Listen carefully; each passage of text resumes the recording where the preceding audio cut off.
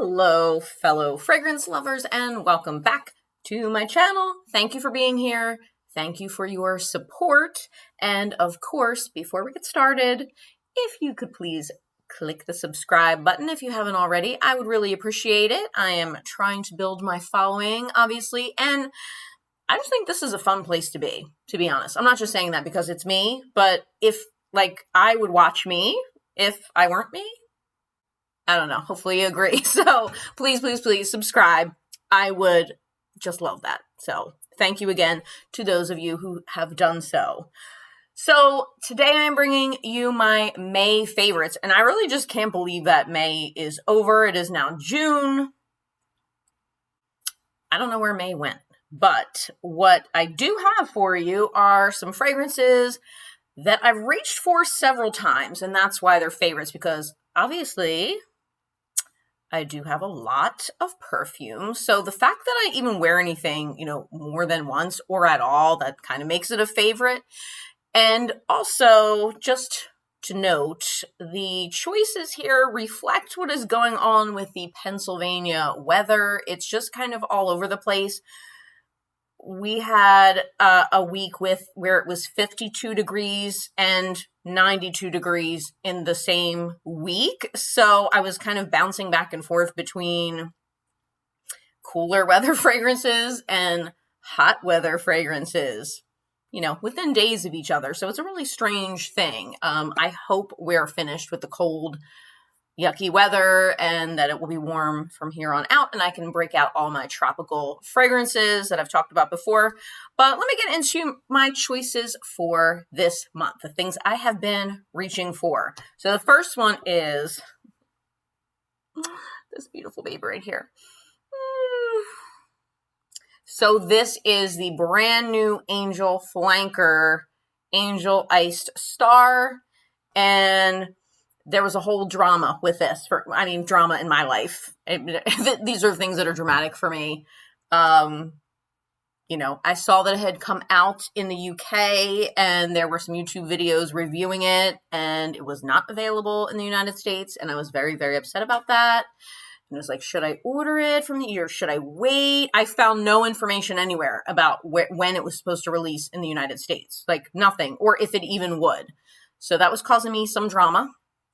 Because when I saw the notes of this, I was like, oh my gosh, I need that because it is so up my alley. So the notes for this one are pineapple, coconut, vanilla, praline, and patchouli. That's all my favorite things in one thing. The only thing missing is cigars, but it wouldn't go with that. I don't think so. The pineapple coconut obviously makes it smell like a pina colada, but because it has some of the angel DNA, I keep waving this around. By the way, this stands up by itself, so that's nice. The other ones, some of the previous ones didn't. The patchouli in here, from that original Angel DNA, keep it from being a pina colada. Again, no shade on Bath & Body Works, but it keeps it from being a Bath & Body Works body spray type of situation, and it's just much more mature. I freaking love this, and it actually causes me a little anxiety. I'm getting anxiety right now because it's limited edition. So just knowing that it's not going to be here forever, and if and when I can afford to get a backup, not to be extra about this, but I love it so much that I don't want to not have it ever. So it's really, really good. So if you like pineapple coconut, tropical-y, but with that patchouli edge. I think this falls into the category that they call fruit chulies. I didn't know that was a thing, but apparently it's a thing. You got to get Angel Iced Star. It's amazing, and now it is available on the Mugler site, the US Mugler site. I don't know if it's available other retailers yet, but you can definitely get it through Mugler. So Angel Iced Star, solid pick, and I just keep spraying it on myself, even for bedtime, which that's probably stupid because I'm wasting it on just being in bed, but what are you going to do? Okay, so moving on. This was a fairly recent acquisition, but I keep reaching for it, and how freaking cute is that bottle? It's like a little drink, I mean, come on, that's cute. So this is Pepe Jeans For Her, and take this off, and this is a little, oh my gosh, it is so good. I have, for some reason, been getting like way more into gourmands than I used to be, like sweeter perfumes. I'm not really sure why that is, but what I really like about this is it is summery. Like, it's a gourmand, but it is really light and refreshing. And actually, the only reason I know about this is I saw it pop up in a couple YouTubers, like, summer fragrance videos, because I went on a whole spree of watching, you know, everyone's, like, summer fragrance recommendation videos. And this kept coming up, and I thought that was kind of odd, because to me, I mean, this doesn't come off as like, oh, this is tropical. Well, I guess, maybe if it's like a fruity, I don't know. It just didn't scream tropical to me. And even with the notes, it's not tropical notes really, but it is very appropriate for warm weather because it's light and sweet and just fun and effervescent and like vacation time. So the top notes in this are marshmallow, almond, and tangerine. Mid notes are vanilla, almond milk, and vodka. And the base is amber and musk. So it's just sweet, but it's not sickening sweet. And I think because the amber and musk kind of tempers that, it's not cloying or saccharine or anything like that. It is really kind of like cozy. I don't know. It just smells really good. If you like sweet smelling, good, marshmallowy, and you do get the tangerine in there, so it almost gives like a creamsicle-y vibe just a little bit, but marshmallowy. Oh God, it's so good. So that is Pepe Jeans For Her. All right, the next one is I have this little, and as you can see, like I'm putting it down in this already. This is the YSL Libre Eau de Toilette. Okay, so this is one of the flankers, and as I said in my Intense perfume video about Libre Intense, I still don't really know how I feel about the original Libre. Like, I changed my mind on it. Every time I spray it, because I don't have it, but I'll spray it, you know, when I'm at Ulta or whatever. And sometimes I think this smells really good. And other times, like, there's something about that I don't like. I'm not sure why that happens to me, but I just can't get fully on board with Libre, the original. But the Intense, I love. And this Eau de Toilette, I love. And I wore this a couple times on days that were really hot when it got into the 90s here. Oh my gosh. It's fresh, but it's not. So I've established before, I'm not into like the fresh, clean sense as in soap, laundry, shampoo. It's not like that, but it smells almost like the type of clean, like an expensive hotel type of clean. Oh my gosh. So the top notes of this are lavender, bergamot, and mandarin orange. And you do get quite a nice burst of that mandarin orange in the opening. Mid notes of jasmine tea, orange blossom, and jasmine. So the tea note is just, it makes it really different.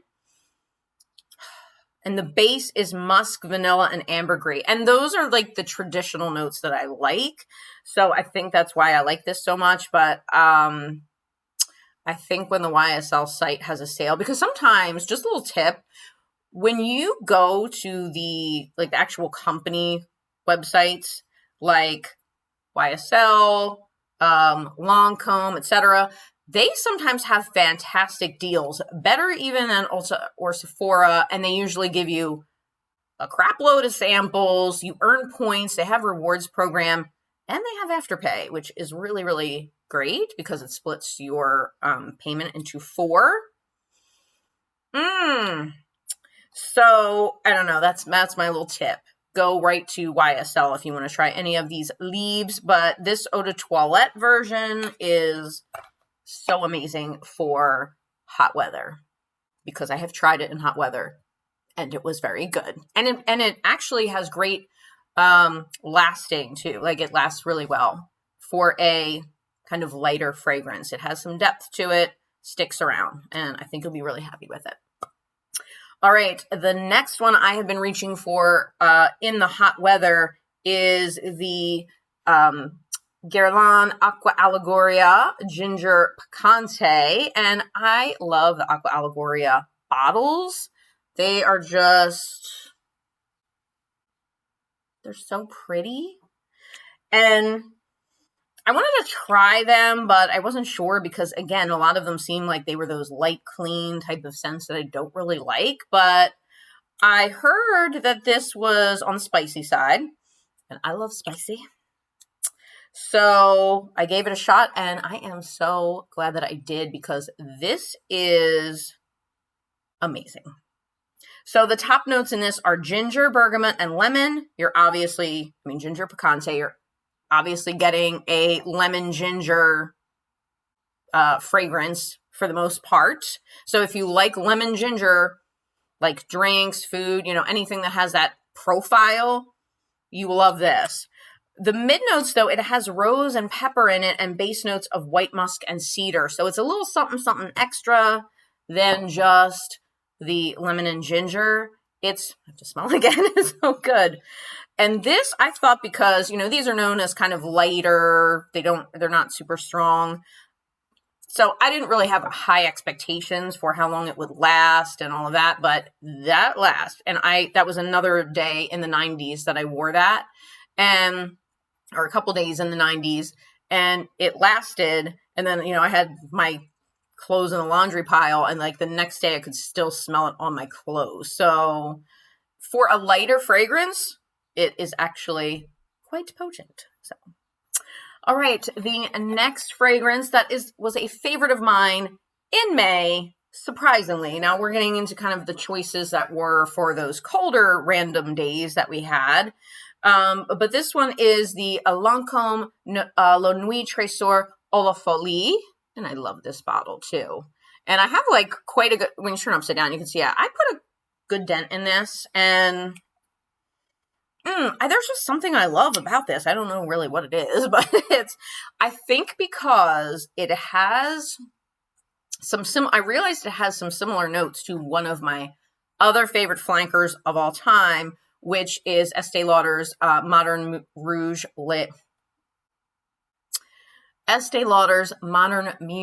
Le Rouge. Similar notes, very similar vibe, like super similar perfumes. And I don't know, I love it. It's not like it's a winter fragrance or anything. It's still, I feel, very summer appropriate, but it has a depth to it, a little bit of spiciness to it, sweetness to it. It's really, really beautiful. So top notes in that one are red currant, pear, pink pepper, and bergamot. Mid notes are damask rose, violet, peony, and jasmine. And then the base is bourbon vanilla, tonka bean, benzoin, nutmeg, ambroxan, patchouli, and woody notes. Those base notes are like all up my alley. Those are all things I'm super into. So I guess that is why I like this fragrance so much. But it's nice. For summer nights, I think it will be fine. I don't think it's too much or anything. But I just like spraying the crap out of myself with that. It's really good. All right, so the last fragrance that I've been reaching for this month is Halston. This little bottle here has served me well as far as YouTube because I did a review of this, and that video, I guess it has close to, I know like 800 views isn't like a lot in the YouTube world, but I am brand new and my other videos get like 50 to 75-ish range, So the fact that's kind of like continues to kind of grow is awesome. And yeah, so that's the first thing I love about this fragrance is it helped me with the YouTube a little bit. Hopefully it will continue to grow and all of that. But I loved the show. I loved the Netflix show. It was great. I've always loved Halston, one of my favorite designers. But this one has top notes of green leaves, mint, melon, bergamot, and peach. Mid notes are marigold, carnation, cedar, orris root, rose, jasmine, and ylang-ylang. And base notes are oak moss, amber, vetiver, incense, patchouli, sandalwood, and musk. All right. So in my Halston review video, I was saying that this to me, I mean, smells like what I would imagine like a female version of Sex Panther would smell like from Anchorman, because it's like strong, okay? And in the some people in my comments were saying like, oh, I have it and it's soft, or I have the original and it's actually soft, or I have whatever formulation. There must be different formulations of this, because I started to think I was going crazy, because I love strong fragrances. Like, I don't think many things are strong. Like, other things that people are like, oh, that's too strong, is like a bath splash to me, right?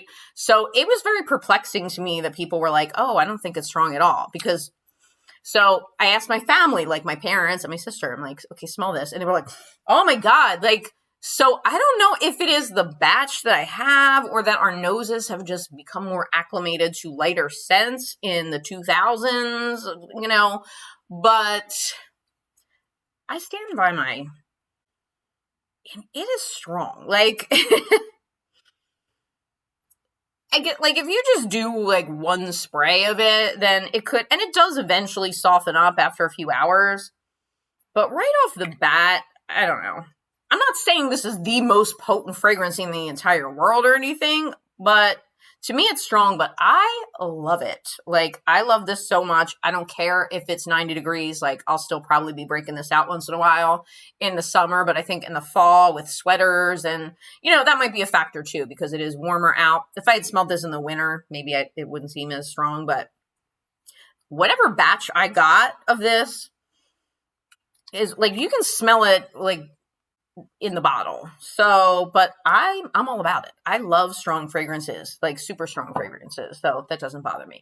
So, well, there you have it. Those are the fragrances that I have been reaching for most often in the month of May. So thank you so much for watching. And of course, again, sorry to harp on you, but if you haven't subscribed, please do so. I promise to bring you really great content, and you can click the notification bell, and that will alert you to when I have a new video. And thank you again for all of your support and indulging me in this crazy little hobby of mine, and I will see you in my next video. Bye.